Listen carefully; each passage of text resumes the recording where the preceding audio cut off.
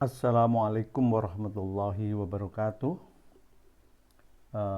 Saat ini kita akan membahas SOP DQ007, How to Review Contract and Agreement. Baiklah, kita langsung saja. Saya akan menjelaskan apa hubungannya kontrak maupun agreement dengan quotation. Kalau sebelumnya kita membahas quotation, maka saat ini kita membahas kelanjutan dari quotation yang sudah disetujui. Nah, ketika quotation disetujui, maka biasanya customer akan mengirimkan PO, karena purchase order ini sangat penting untuk memperlihatkan adanya suatu ikatan bisnis melalui dokumen yang disebut PO. Nah, namun di dalam pelaksanaan PO, karena PO itu biasanya singkat ya, itu biasanya dibuatlah satu kontrak atau agreement, terutama kalau PO yang terbit itu akan beberapa kali ya, karena proses pembeliannya itu tidak hanya sekali. Mungkin saat ini beli, bulan depan beli lagi, dan lain sebagainya. Tapi rujukannya satu, yaitu agreement. Nah, itu filosofinya kenapa agreement itu kadang perlu dibuat, kadang cukup bahwa PO itu sendiri juga sebenarnya agreement. Quotation itu sendiri pada hakikatnya juga agreement. Tapi dalam hal kita membahas agreement itu adalah agreement yang lebih luas. Oke, seperti terlihat dalam slide ini, judulnya adalah How to Review Contract and Agreement. Ya, kadang-kadang disebut kontrak, kadang-kadang disebut agreement. Dan prosedur ini menjelaskan bagaimana caranya mereview. Tentunya setelah direview tentu akan di-approve. Saya tidak akan membahas definisinya ini, silahkan dipelajari. Silahkan menggunakan Google Translate untuk memahami istilah-istilah ini kalau memang diperlukan. Kita langsung saja pada accomplishment instructions. Jadi ini instruksi-instruksi dalam melaksanakan review terhadap kontrak maupun agreement. Step 5.1, a sales manager or appointed sales function. 5.1.1, follow up with further communications with the customer regarding the contract or agreement to include all agreed content in the quotation previously agreed. In case there hasn't been an agreed quotations, the contract or agreement will be made available for near future possible business transaction. Rada panjang nih. Jadi fungsi sales manager maupun sales function itu harus menindaklanjuti dengan melakukan komunikasi dengan customer terkait dengan kontrak dan agreement untuk memasukkan ke dalam konten yang sudah disetujui melalui quotation. Nah, in case there hasn't been agreed quotation, nah kalau quotation itu ternyata belum terjadi, sebenarnya contract or agreement will be made available for near future possible business transaction. Jadi agreement itu bisa dipakai untuk melaksanakan business transaction untuk waktu-waktu mendatang. 5.1.2, review all communications data and documents and extract the essential information to include in the contract and or agreement.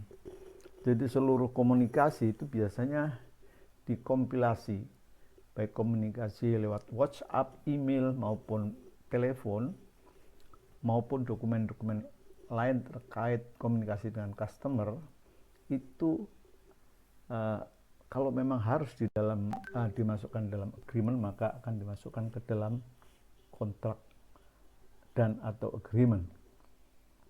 Step 5.1.3 obtain clarifications from the customer regarding the content of the contract and agreement to follow up.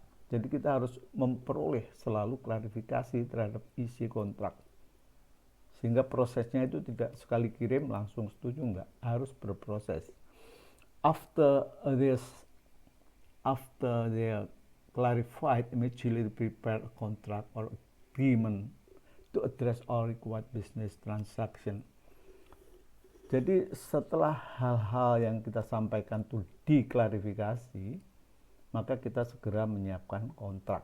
Nah, kontrak tertulis yang nantinya akan disepakati untuk disetujui dan ditandatangani.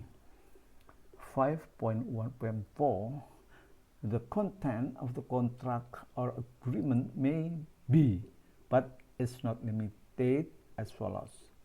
Whereas the statement to open contract mentions the parties involved in the kontrak. Nah, jadi isi daripada kontrak itu kurang lebih seperti ini.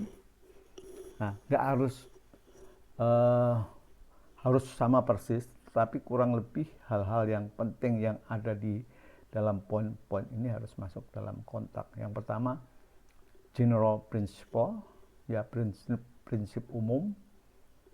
Terus kemudian scope of contract or agreement. So this is quite clear. Jadi ada scope dari kontrak itu sampai sejauh mana. Terus kemudian nomor 3, validity and terminations.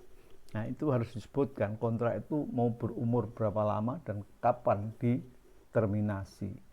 Nomor 4, obligations of parties. Nah, masing-masing pihak itu punya kewajiban yang harus dilaksanakan. Itu harus muncul di dalam kontrak. Nomor 5, confidentiality. Harus ada klausul di dalam kontrak itu bahwa kontrak itu bersifat confidential. Jadi nggak boleh disiar-siarkan ke pihak lain. Nomor 6, settlement of dispute. Di dalam kontrak harus disebutkan kalau terjadi suatu perbedaan pemahaman atau suatu konflik, maka kemana settlement itu akan dilakukan. Maksudnya di pengadilan mana settlementnya akan dilakukan. Nomor 7, correspondence and communication. Jadi di dalam kontrak harus disebutkan siapa korespondensnya, supaya tidak tumpang tindih.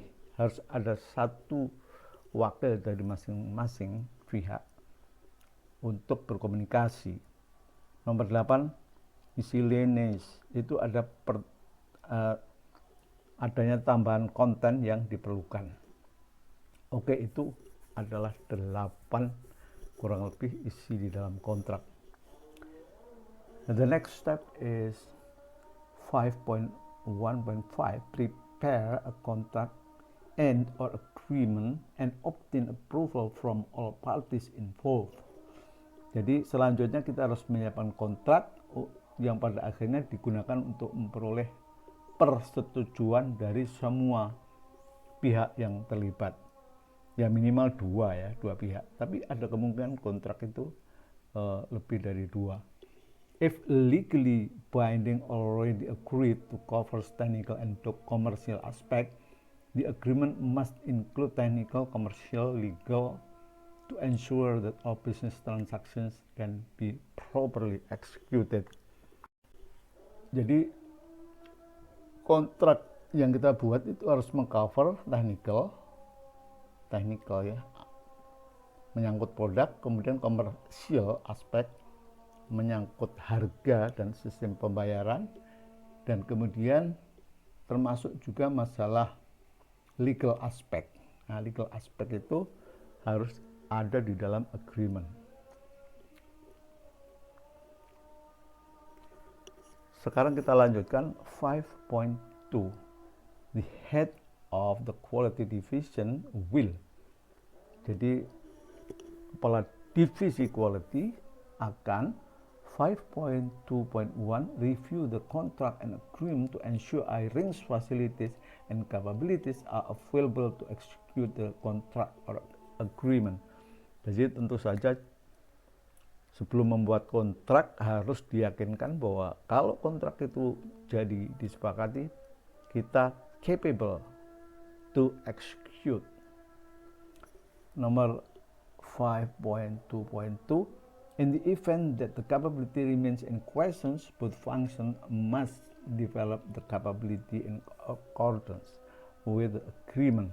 Tapi bisa saja agreement itu dibuat walaupun capability belum terjadi, namun dengan suatu keyakinan bahwa capability itu akan bisa dicapai karena kemampuan kita sebelumnya.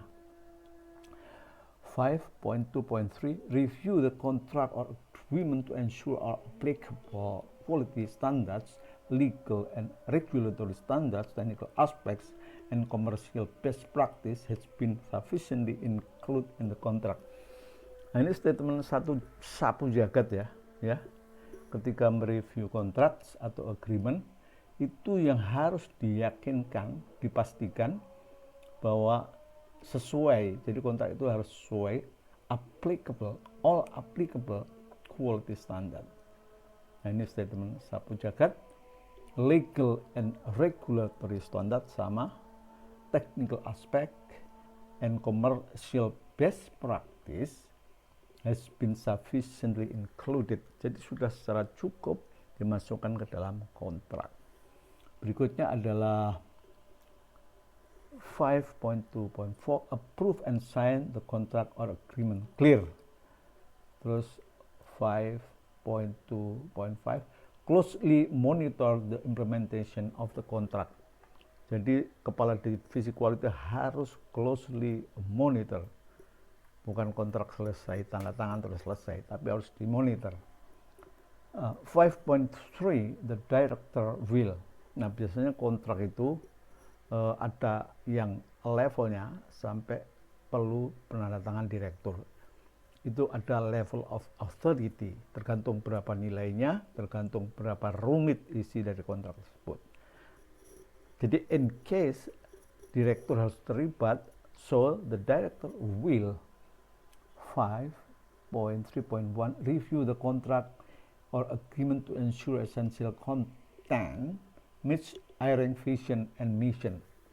Jadi lebih makro ya tinjauannya. 5.3.2 ensure that hiring quality and business policy is not in jeopardy by this contract or agreement for the long term. Jadi direktur itu lebih luas melihatnya. Kontrak ini akan berdampak merugikan atau enggak. Jangka panjangnya ya, jangka pendek mungkin that's okay. Tapi impact jangka panjangnya itu menjadi domainnya direksi untuk melihat. 5.3.4 approve and sign the contract agreement. Oke, clear? 5.3.5 monitor the implementation of contract. Ya sama, jadi direksi juga harus ikut memonitor implementasi dari kontrak tersebut.